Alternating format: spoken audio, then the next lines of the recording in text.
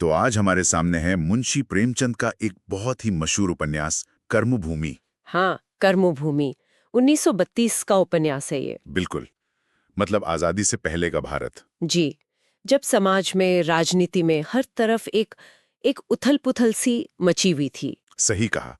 और उपन्यास का मकसद भी शायद यही है, गांधीवादी विचारधारा को समझना, असहयोग आंदोलन, समाज में सच झूठ की वो जो लड़ाई चल रही थी। बिल्कुल, ये सिर्फ एक कहानी नहीं है, जैसा आपने कहा, ये उस दौर का एक एक सामाजिक दस्तावेज जैसा है।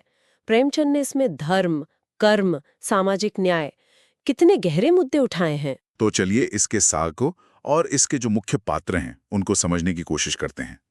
उपन्यास का जो केंद्रीय विचार है वो ये कि सच्चा धर्म कर्म है और भारत की असली कर्मभूमि वो गांवों में है। बिल्कुल सही, कर्म ही पूजा है एक तरह से। हाँ, कहानी का बैकड्रॉप उत्तर भारत है, शहर भी है, गांव भी। हम्म। और मुख्य पात्र हैं अमर कुमार, एक पढ़ा लिखा नौजवान। जी, जो मतलब जो धार्मिक आडंबर हैं, उनके खिलाफ है, विद्रोह करता है। हाँ, और जो निचला तबका है उनके लिए खड़ा होता है। और फिर है उसकी पत्नी सुगदा। हाँ, सुक्ता, वो भी पढ़ी लिखी है, आत्मनिर्भर। और काफी प्रगतिशील। हम्म, उस जमाने के हिसाब से तो बहुत आगे की सोच वाली महिला है। सही।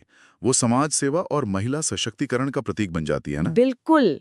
कहानी में एक बड़ा मोड़ तब आता है जब अमर वो शहर छोड़ देता है। अच्छा, कहाँ जाता है? गांव गांव चला जाता है और वहां किसानों के अधिकारों के लिए आंदोलन करता है। ओह, यहाँ तक कि वो दलितों के साथ रहकर उनकी तकलीफों को भी समझता है, महसूस करता है। और यहीं यहीं पे गांधीवादी विचारधारा का असर साफ दिखने लगता है, क्यों? हाँ हाँ, बिल्कुल। जैसे सत्याग्रह का रास्ता अपनाना, हम्म, अन्याय के खिलाफ। और वो जेल भी जाते हैं, अमर और उसके साथी। जी बिल्कुल। उपन्यास त्याग, सेवा और वो जो सच्चा कर्म पथ होता है ना, उसकी प्रेरणा देता है। पात्रों का विश्लेषण करें तो अमर कुमार वो क्या दर्शाता है? अमर वो युवा चेतना है, नैतिक संघर्ष है, आदर्श और यथार्थ के बीच का द्वंद्व। और सुखदा? सुखदा, जैसा हमने कहा, वो नई स्त्री चेतना है, नारी शक्ति। वो दिखाती है कि औरतें भी बराबर की भागीदार हैं। सही। और भी पात्र हैं? हाँ, कई हैं। जैसे अम्बा है, एक दलित महिला, वो वंचित वर्ग की पीड़ा दिखाती है।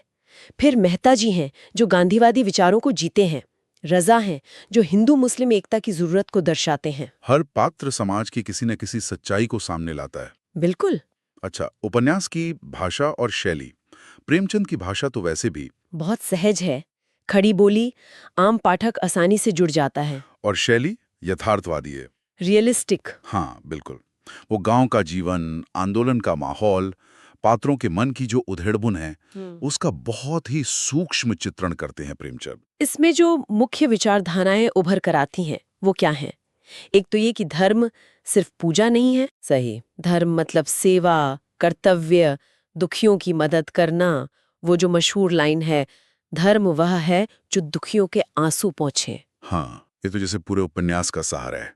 बिल्कुल। और सामाजिक समानता पे बहुत जोर है जी। ना? खासकर दलितों, किसानों, महिलाओं के अधिकारों पर। जी, जातिवाद और पाखंड का कड़ा विरोध है। और सुखदा के जरिए नारी सशक्तिकरण का संदेश तो बहुत ही साफ है। हाँ, और साथ ही असहयोग आंदोलन, सविनय अवज्ञा, इनका जिक्र गांधी युग की राजनीतिक चेतना को भी सामने लाता है। अंत में ज्यादातर पात्र अपने अंदरूनी संघर्षों से गुजरकर यही समझते हैं कि कर्म ही असल धर्म है। हम्म। तो साहित्यिक दृष्टि से देखें तो कर्मभूमि प्रेमचंद के लेखन का एक एक शिखर माना जा सकता है, बिल्कुल। राजनीतिक और नैतिक दोनों तरह से। हाँ, कह सकते हैं।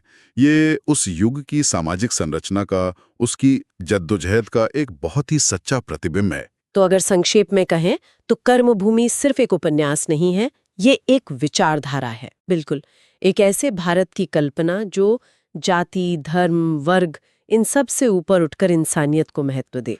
अमर और सुखदा की जो यात्रा है वो हमें भी सोचने पर मजबूर करती है। आत्ममंथन, सच्चा कर्म क्या है? सही कहा।